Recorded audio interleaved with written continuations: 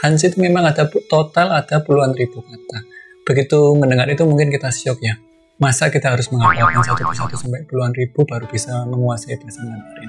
Sebenarnya ada satu cara yang membuat kita lebih mudah menghafal aksara Mandarin, yaitu dengan mengenal pianpang pusho atau komponen dalam aksara Mandarin itu. Jangan lupa subscribe, jangan lupa ya guys, subscribe.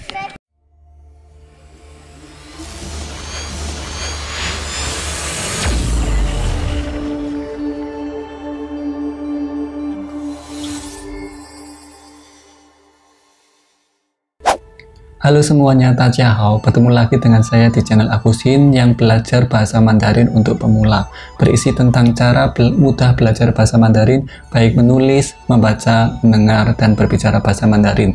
Dan kali ini kita akan membahas tentang dasar-dasar menulis aksara Mandarin atau Hanzi.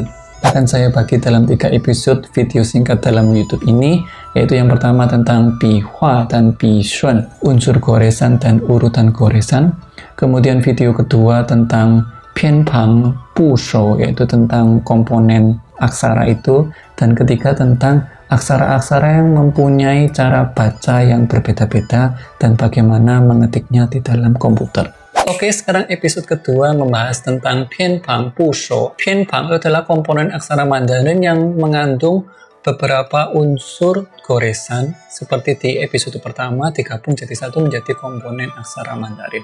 Kalau ada yang belum tahu unsur goresan dan urutannya, bisa masuk ke video link di atas sini untuk masuk ke episode pertama, yaitu tentang bishun dan bihua.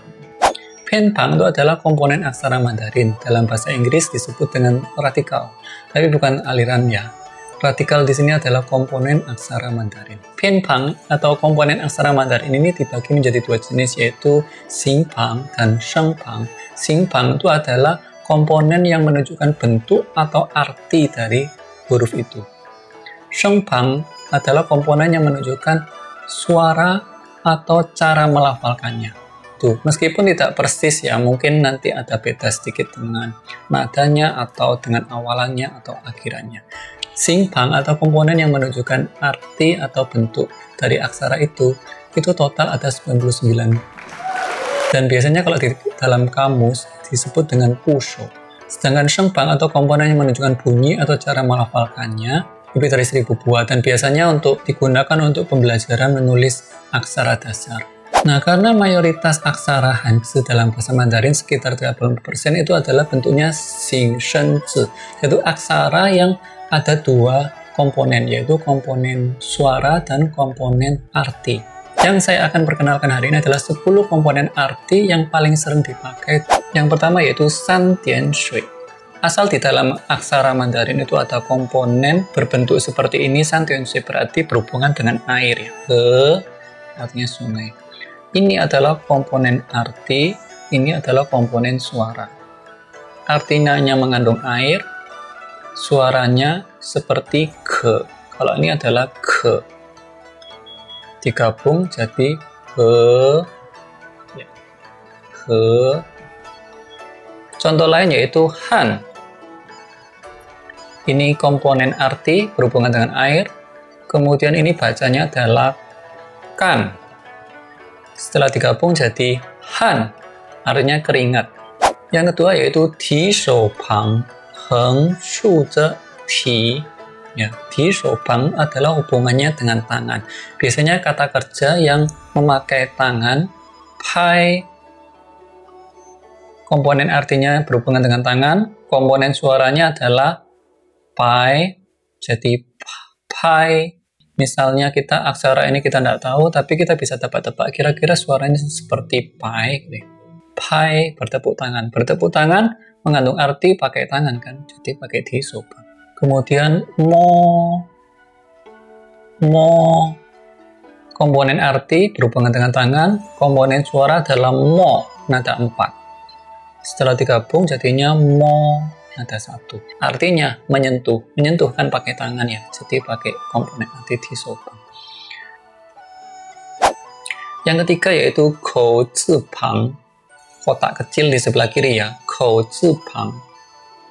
Cara bikinnya sama seperti di episode pertama ya, yaitu shu heng ze heng ya. Contohnya, shi makan. Makan kan pakai mulut ya, berarti radikalnya atau pusonya adalah pakai komponen mulut. Kemudian suaranya adalah qi, totalnya jadi shi. Contoh kedua, chang. Komponen arti pakai mulut kan menyanyi. Kemudian ini cara bacanya, yaitu chang nada 1 digabung dengan Bang jadi chang nada 4 menyanyi. Kita tebak artinya dari komponen arti atau bang. Kita tebak cara bacanya dari komponen suara atau bang. Kemudian pusho keempat yang paling sering dipakai di dalam bahasa Mandarin yaitu mo bang, heng shu pie na. Artinya kayu ya. Jadi semua yang berhubungan dengan kayu biasanya sebelah kiri ada mu bang. Contohnya kebetulan huruf mo kayu ini bisa berdiri sendiri. Jadi dia bisa sebagai komponen juga bisa langsung sebagai aksara. Artinya memang kayu. Kebetulan ini adalah bukan jenis xing shen zi, yaitu aksara yang mengandung komponen bentuk dan komponen suara. Ini adalah xiang xing zi, yaitu piktograf. Meniru dari pengamatan di alam kemudian digambar jadi seperti ini, yaitu namanya xiang xing zi atau piktograf. Tapi itu sebagian kecil ya. Sebagian besar jenis aksara Mandarin itu adalah xing shen zi, yaitu aksara yang pasti mengandung komponen bentuk dan komponen suara. Contoh kedua untuk mu bang atau pusau kayu yaitu ken.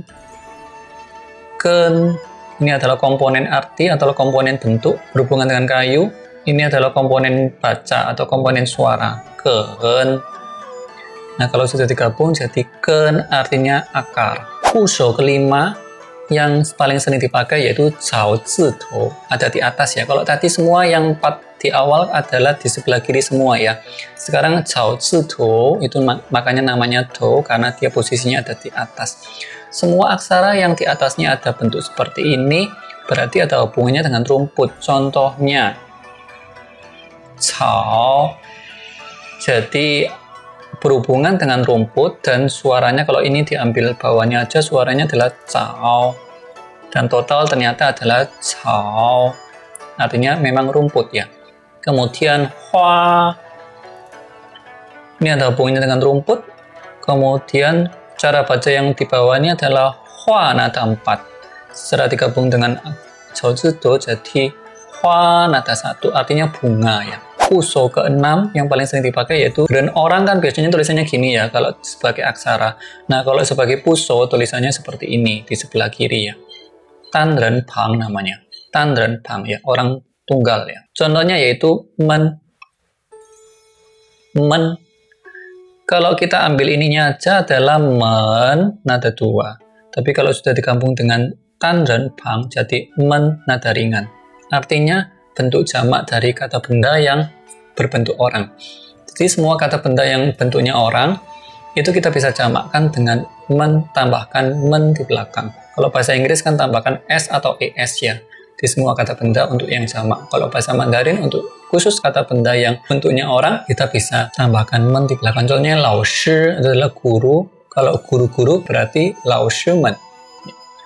Kemudian contoh lain yang memakai tan ren pang yaitu xiu.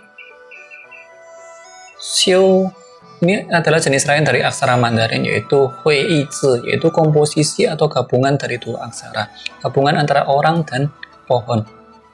Kita bayangkan ada orang di bawah pohon. Kira-kira apa yang dilakukan orang itu?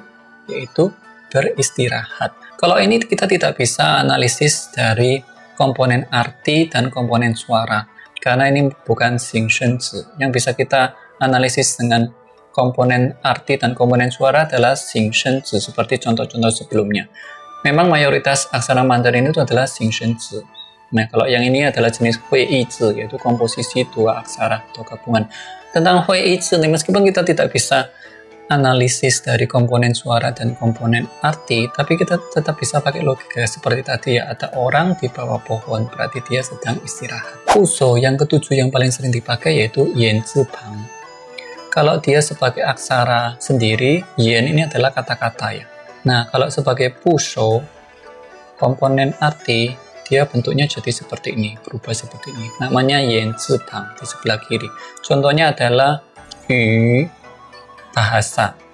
Kalau kita ambil kanannya aja, bacanya u, ya. Kalau ditotal dengan yen zipangnya jadinya yu. Contoh yang kedua yang lebih jelas, yaitu xiang. Berhubungan dengan kata-kata dan suaranya kayak cing. Cing digabung ternyata adalah xiang. Ya. Xiang adalah berbicara atau ngobrol. Puso ke-8 yang paling sering dipakai yaitu shu xin pang. Shu xin pang berhubungan dengan hati. Contohnya adalah mang. Mang itu kan sibuk ya. Ini ada hubungannya dengan hati, ada shu xin pang. Dan ini adalah kalau kita baca sendiri adalah wang. Wang, ternyata totalnya adalah mang ya. Contoh kedua yaitu pa. Pa. Ini berhubungan dengan hati, cara bacanya adalah pai. Nah, kalau di total adalah pa. Pa. Artinya takut ya, berhubungan dengan hati. Artinya takut dan cara bacanya mirip dengan pai, jadi pa. Berarti masih ingat ya, bertepuk tangan itu kan juga pakai pai, artinya berhubungan dengan tangan, berarti tepuk tangan. Kalau yang ini tadi, berhubungan dengan hati, artinya cara bacanya mirip pai, dan ternyata bacanya totalnya adalah pa. Puso yang ke-9 yang paling sering dipakai, peringkat ke-9 yaitu yue. Kita sebut dengan yue zipang, berhubungan dengan organ ya. Yue memang kalau berdiri sendiri adalah bulan ya artinya ya. Tapi kalau dia sebagai puso, sebelah kiri, di puso ada yue, itu pasti hubungannya dengan organ. Contohnya adalah tu. Ini totalnya adalah kita bacanya tu, berhubungan dengan organ. Dan kalau yang sebelah kanan bacanya adalah du tanah ya. Tapi kita tidak ambil artinya ya. Kalau di komponen suara, kita ambil suaranya aja ya. Abaikan artinya. Artinya tanah, nggak ada hubungannya sama sekali dengan organ ya. Kita ambil artinya dari komponen arti, yaitu berhubungan dengan organ. Nah, suaranya kayak du, dan ternyata totalnya adalah tu. Artinya perut. Tu, itu artinya perut. Contoh kedua dengan yue zipang yaitu pang. Pang. Ini artinya gemuk, ini karena berhubungan dengan organ, dan ini adalah pan ya. Cara bacanya adalah pan. Ternyata bacanya keseluruhan adalah pang ya. Peringkat ke-10 yang terakhir yaitu cin. Kalau dia berdiri sendiri bentuknya adalah cin emas ya. Nah, ada satu cin emas. Nah, kalau sebagai radikal bentuknya seperti ini. Di sebelah kiri kita namanya cin zipang. Cin zipang. Contoh langsung ya. Ting. Ting adalah paku ya. Ini adalah komponen arti berhubungan dengan logam ya. Kemudian komponen suaranya adalah ting, ini adalah memang suaranya ting, dan ini persis ya, sudah digabung tetap suaranya adalah ting, artinya paku. Kemudian kalau palu tetap pakai jin zipang, berhubungan dengan logam juga kan palu ya, tulisannya seperti ini. Jadi ini adalah jin zipang berhubungan dengan logam, dan ini adalah cara bacanya adalah cui nada 1. Dan setelah ditotal ternyata adalah cui nada 2. Cui nada 2 artinya palu. Oke, sampai di sini tentang episode kedua dasar-dasar menulis Mandarin, yaitu tentang Penpang Pusho. Semoga berguna. Kalau ada yang kurang jelas bisa ditanyakan di kolom komentarnya. Oke, 谢谢大家，各位同学再见。